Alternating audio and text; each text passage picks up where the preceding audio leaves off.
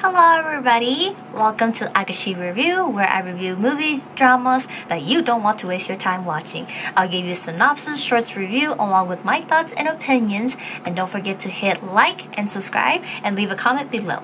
Now let's go into the review. Hello everybody, Akashi here today. So today I'm going to be doing a K-drama review on the drama called Mr. Queen. There's a total of 20 episodes and it airs on Saturday and Sunday. Ajushi and I we actually watched the first 4 episodes already, but today I'm going to be reviewing the first 2 episodes with you guys. And we had no idea about this drama because we saw on Choi Jin-hyu's social media and stuff like that. So we're like, oh, he has another drama coming out. But apparently he's just cameo for the first episode, and then he kind of voice over as the drama goes on. So we started watching it and we're like so into it now, so we're like excited to see what's gonna happen next and the mystery and stuff like that, how it's going to unfold. And so we're actually really looking forward to it. I did look into this drama because I've seen a Chinese drama that it was kind of similar to something like this, and it is. So it is kind of like an adaptation from, I think it's Go Princess Go. So there's like this Chinese drama called that. But I actually didn't watch that drama because I didn't really like the guy as much. But my sister did watch it and my sister did tell me about it. So this drama, Mr. Queen, is kind of similar to it. So today I'm going to go over the cast synopsis in the first 2 episodes with you guys. As for our cast, we have Shin Hae-sun playing Queen Chung-rin, or her name is Kim Sung-young, and then she's also, the guy in her is Chang Bo-hwang. She's the 25th queen of the Joseon dynasty who has the soul of a man in her body. And then we have Kim Jong-hyun as Lee Byung, or known as King Cho-jung. And he is the 25th king of the Joseon dynasty with a Jekyll and Hyde personality and has many secrets. He seems to be a figurehead who is gentle and easygoing. In fact, he hides a strong aspect of his. He is afraid of dying without doing anything for the citizen as an ineffective king as others wish. So he secretly prepares for a reform. And then we have Yoon Min-kyung as Prince Yong-pyong. He is the older half-brother of the king and a royal guard, and he guards the king's bed chambers and everything, and his it's always by his side. And then we have So In-nam playing Jo Hwang-jin. She is the king's royal concubine and first love. And then Na In-woo as Kim Byung-in. He is the adopted son of the Kim Jong-un's family, and he's also, that makes him the queen's cousin, and he's secretly in love with her. And then Choi Jin-hyo as Chang Bo-hwang, who is the special guest and voice over for the queen as the drama goes on. As for our synopsis, Chang Bo-hwang is a male chef with a rising star and one of the top chef in the political South Korean presidential residence in the Blue House. He is sometime of a dreamer, but one day he finds himself in the body of a young queen from the Korean's history past. Queen I can't say her name, Cho-rin, or her name is Kim Soo-young. And Kim Soo-young's husband is the king at the current dynasty right now, and he is the only king in the name of the late King Sung-jung's Queen Sung-won, who has taken over, and he's ruling with his name, but he's like a weak king and everybody puppets him.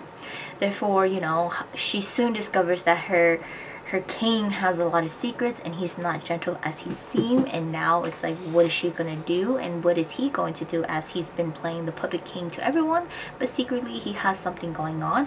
And now as the queen, with Chang Bo-hyun stuck in him, can't go home, he has to now, seems like he's given a mission to save something in the past history.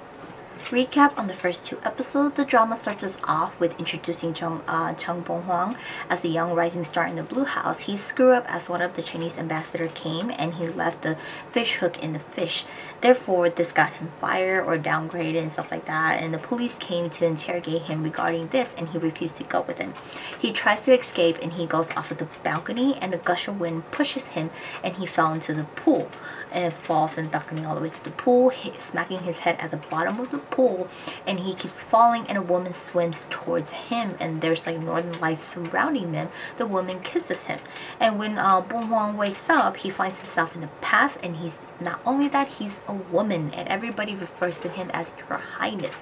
And he learns he is inside the body of Queen Kim Soo-young, and he's soon going to be married to the king.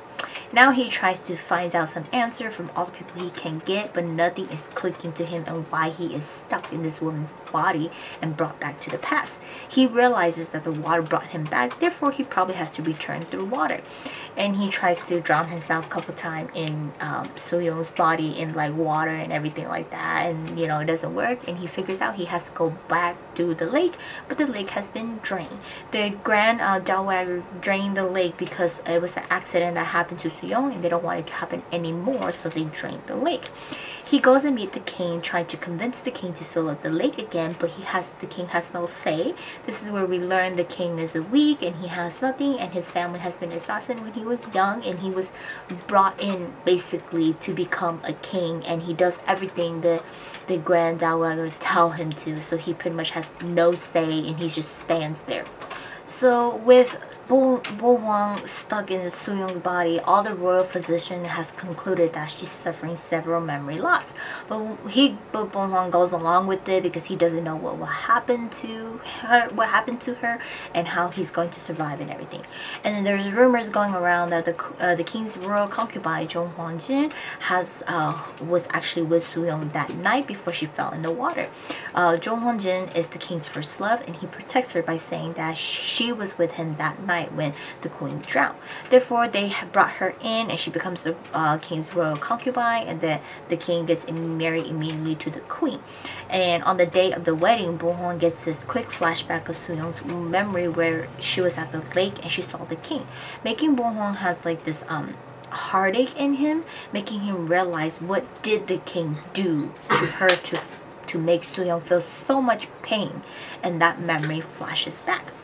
Now married to the king, and now is the queen, Bo Hwang is trying to tell the king that I am a man stuck in your queen's body, but the king refused to listen, and he doesn't buy what he's saying, and eventually he learns that the king is just fooling around with him and he has no interest in Soo-young. And the only reason why Soo-young is married to the king is because her side of the family, which is the Kim, they brought her to become queen so that it can bring more power to their family. Because if they let the king marry Jong Hwan-jin, the Jo family gets the power, and the Grand Dowager, she's actually from the Kim. Therefore, they have to do that. So the Grand Dowager is like a big supporter of Soo-young, and so becoming the queen, and you know, pretty much the king is just a puppet, nothing to them. So Bo Hwang tries to get on the Grand Dowager's side to be good and everything, so that he can get the lake filled up, so that he can go home. And we learn that even though the king is just a puppet to everybody, he secretly has something hiding and plotting something. He has secret hideouts and meetings where he goes and he holds like the best soldiers secretly away, trained, prepared to whatever attack he's ready to do. And he's constantly having nightmares of the assassin that happens here and there, and it seems like he's pretty much trying to get revenge, but you know, we don't know what's going on. But with Bo Hwang being in Soo-young's body, he's making change to the history basically, because both his parents were like English literature and Korean history teachers and stuff like that, so he's actually very smart and he knows pretty much all the history and he can predict things and everything like that. But basically he's making the changes now, and slowly as he wants to go home, more memories of what happened to Soo-young is like merging into him, and he's in a way he's just excited to go home, but then there's a purpose why he has to stay. So that is conclude for us for the first 2 episodes. As spoiler, more going on, like yes, he's excited to go home, but seems like he won't be able to go home because it's not that easy to go home for him. He has to solve what's going on, and he has to fix what's going on in the past, and pretty much it's a lesson to be taught to him too of how he is in the future of his character and everything. But we are very excited for this drama. We are looking forward to it. It is our weekend drama where we can actually just relax and watch it over the weekend.